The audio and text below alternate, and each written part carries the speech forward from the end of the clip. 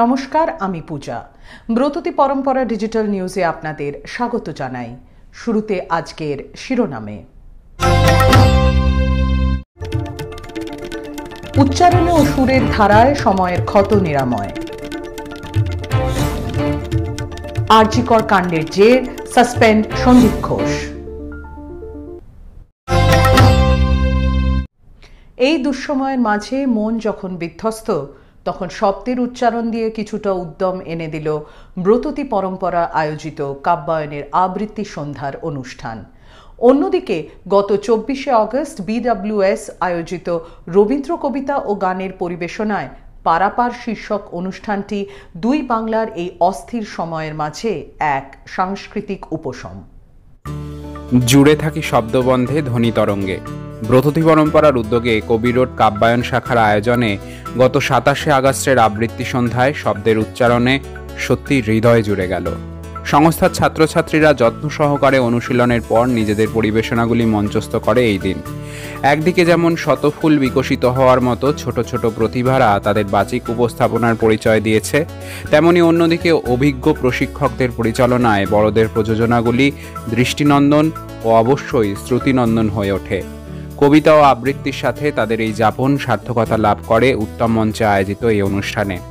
গত 27শে আগস্টের আবৃত্তি সন্ধ্যার এই অনুষ্ঠান আয়োজনের সমগ্র পরিকল্পনায় ছিলেন ব্রততী পরম্পরার চিফ কোঅর্ডিনেটর শম্পা সেনগুপ্ত।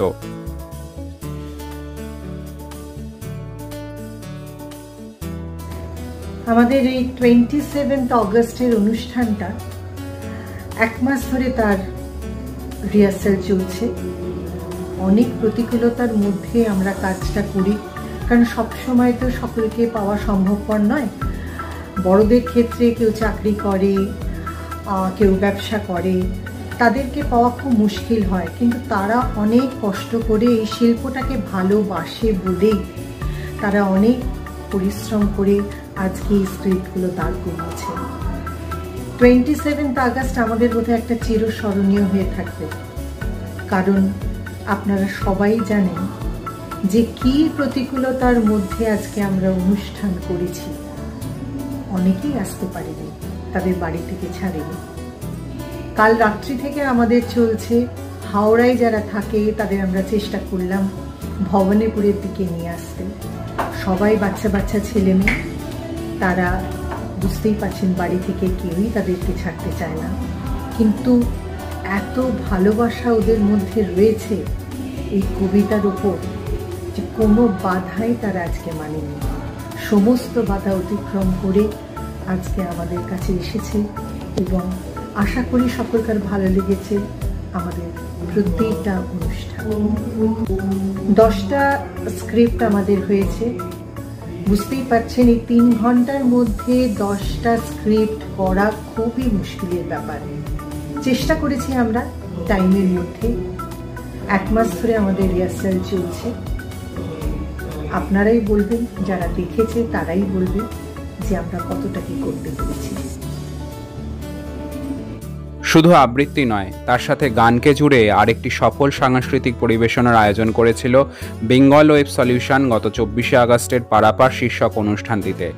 উল্লেখ্য, শ্রাবণী সেন একাডেমির সমবেত সঙ্গীত পরিবেশনার পাশাপাশি ব্রততী পরম্পরার পক্ষ থেকে একটি দলগত পরিবেশনা মঞ্চস্থ হয়, যার পরিচালনায় ছিলেন সংস্থার ডাইরেক্টর ও প্রশিক্ষক শ্রাবন্তী বসু।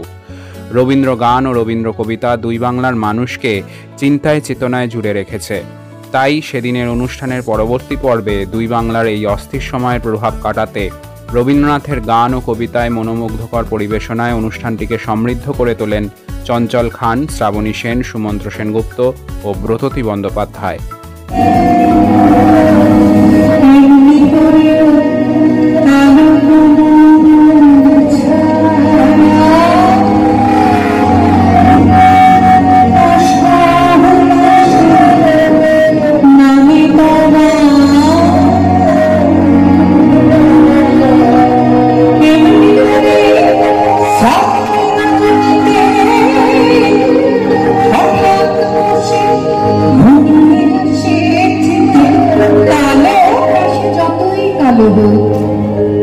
দেখেছি তার কালো হরিণ চোখ,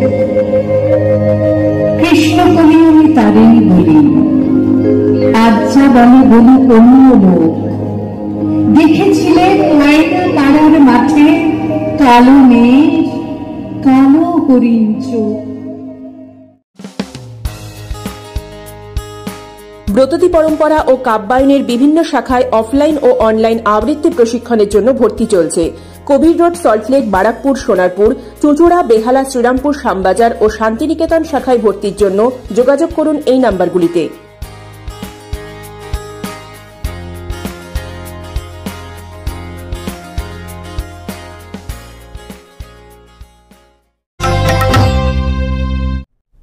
আরজিকর কাণ্ডের জেরে সন্দীপ ঘোষকে সাসপেন্ড করার সিদ্ধান্ত নিল আইএমএর ডিসিপ্লিনারি কমিটি।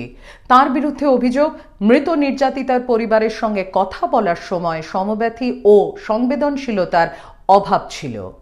অন্যদিকে আর্থিক দুর্নীতির তদন্তে এবার আরজিকর মেডিকেল মর্গে গিয়ে তথ্য সংগ্রহ করল সিবিআই।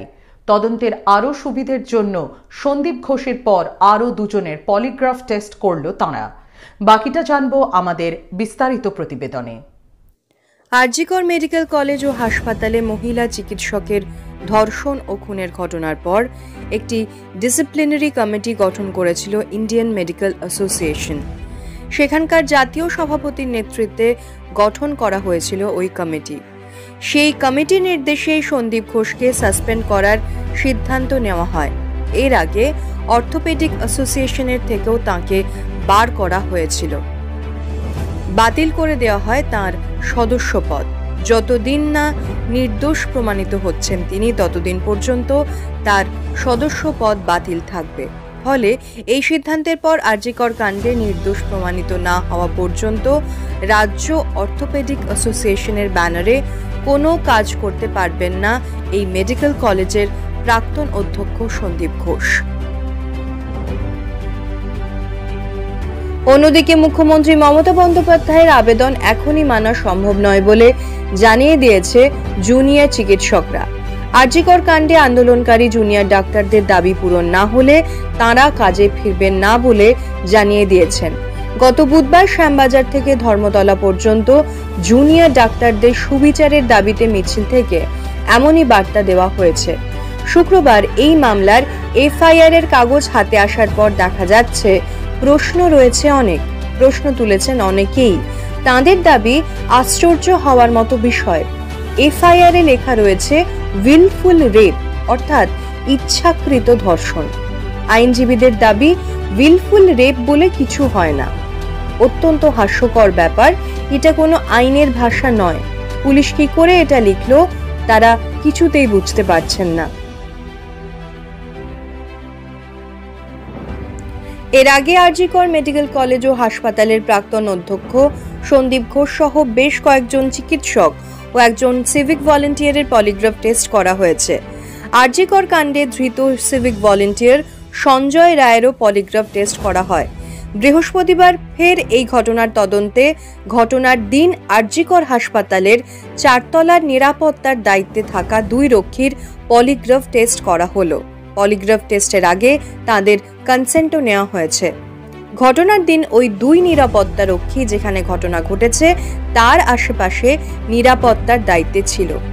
এদিকে নির্যাতিতার বিচারের দাবিতে রাজ্য জুড়ে আন্দোলন অব্যাহত।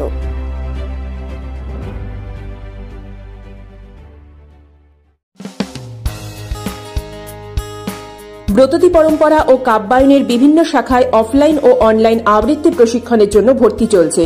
কবির রোড, সল্টলেক, বারাকপুর, সোনারপুর, চুঁচুড়া, বেহালা, শ্রীরামপুর, শ্যামবাজার ও শান্তিনিকেতন শাখায় ভর্তির জন্য যোগাযোগ করুন এই নাম্বারগুলিতে।